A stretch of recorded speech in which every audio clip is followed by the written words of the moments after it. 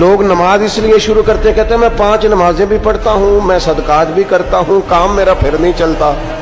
تو میں کہتا ہوں تمہیں پتہ ہی نہیں، نمازی کے لیے تو آزمائش ہے. جتنا جتنا ایمان کامل اتنی آزمائش بھی زیادہ. اور یہ میں اپنے پاس سے نہیں کہہ رہا. حضرت ابو سعید خدری رضی اللہ تعالیٰ عنہ فرماتے ہیں میں نبی پاک علیہ الصلوۃ والسلام کی خدمت میں حاضر ہوا اور حضور کے دست مبارک کو چومنے کے لیے میں نے اپنے ہاتھ جب آگے کیے تو تپش تھی،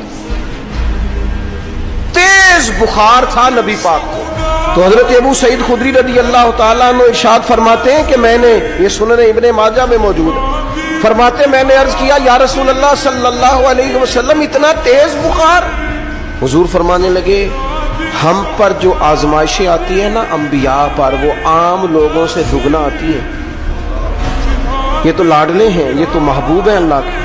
فرمایا عام لوگوں سے دگنی آزمائش آتی ہے، لیکن فرمایا ہمارا رب بڑا کریم ہے، ہمیں اجر بھی ڈبل ہی عطا کرتا ہے، ہمیں اجر بھی ڈبل ہی عطا کرتا ہے. تو حضرت ابو سعید خدری کہتے ہیں موقع اچھا تھا، میں نے ایک سوال بھی کر دیا. میں نے کہا یا رسول اللہ صلی اللہ علیہ وسلم بتائیے نا بھلا دنیا میں زیادہ آزمائشیں کن کو آتی ہیں؟ تو حضور فرمانے لگے سب سے زیادہ آزمائشیں اللہ کے انبیاء کو آتی ہیں، نبیوں کو آتی ہیں.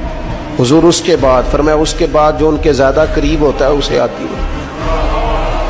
لوگ کیا سمجھیں گے امام حسن کی آزمائش کو؟ لوگ کیسے سمجھیں گے سیدنا امام حسین کی آزمائش کو؟ فرمایا جو ان کے زیادہ قریب ہوتا ہے اسے زیادہ آزمائش آتی ہے. تو حضور کے سب سے قریب تو امام حسن ہے نا، امام حسین ہے نا.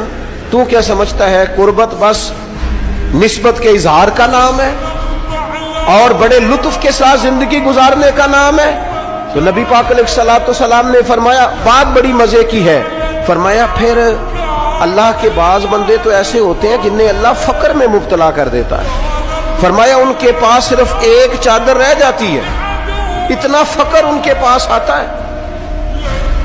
لیکن جو حدیث کے آخری لفظ ہیں نا وہ وجد والے ہیں، وہ وجد والے ہیں، وہ سرور والے ہیں. ہمارا یہ مزاج ہوتا ہے کہ میٹھا میٹھا کھا جاؤ اور ذرا کڑوا آ جائے تو سویرے بھی رو شام بھی رو، حال ہی کوئی نہیں، غریبی بڑی، پریشانی بڑی، حضرت صاحب گھر سے بیماری جاتی نہیں. اور جناب کیا بتائیں، بعض لوگ تو ایسے ہیں جن کی بات سن کے لگتا ہے زندگی میں کبھی سوئی ہی نہیں، اتنے بڑے بڑے دکھ سناتے ہیں. او خدا کی رحمت کا بھی تو ذکر کرنا، خدا نے جو تیرے اوپر انعامات کیے ان کا بھی تو ذکر کرنا.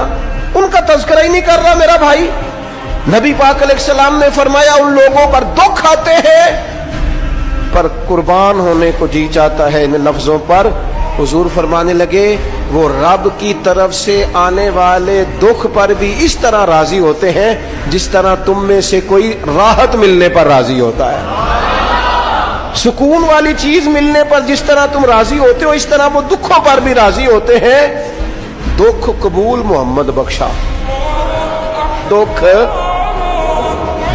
قبول محمد بخشا. پر ایک شرط لگائی چھوٹی سی میاں صاحب نے، انہوں نے کہا 100 دفعہ قبول ہے، دکھ 100 دفعہ قبول، دکھ قبول محمد بخشا پر راضی رہن پیارے.